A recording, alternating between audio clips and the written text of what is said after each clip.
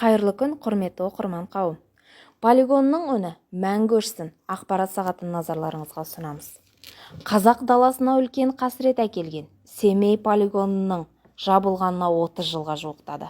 Бірақ сынақтар тоқтаса да, зардабын адамзат осы уақытқа дейін тартып келеді. Кейбір дерексөздерге сенсек, ядролық сынақ аумағында тұрған 1,5 миллион азамат полигонның қасіретін көрген.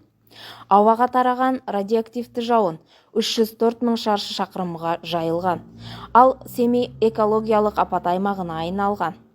Бірақ тәуелсіздік алысымен елдің бірінші мақсаты ядролық қарудан бас тарту болды. Алайда ол шешім оңайға соққан жоқ.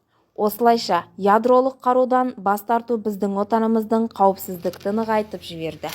Өйткені ол қауіпсіздік кепілдігін бірқатар ядролық державалар ақш, Ресей, Ұлыбритания берді.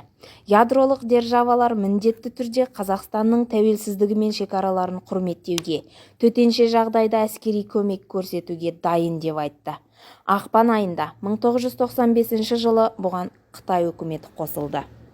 Бірқатар шет елдердің қолдауымен біздің республикада бұрынғы әскери зерттеу инфрақұрылымын конверсия бойынша бағдарлама жүзеге асырылды. Семей ядролық полигоны орнына 1993 жылы ұлттық ядролық орталығы құрылды. Сонда 3 ғылыми зерттеу институты жұмыс істейді. Атом энергетикасы, геофизикалық зерттеулер, радиациялық қауіпсіздік және экология. Елбасы Нұрсұлтан Назарбаевтың бастамасымен Семей полигоны жабылып, Невада-Семей қозғалысы құрылған соң, әлемдегі бірқатар сынақ орындарының есігіне құлып салынды.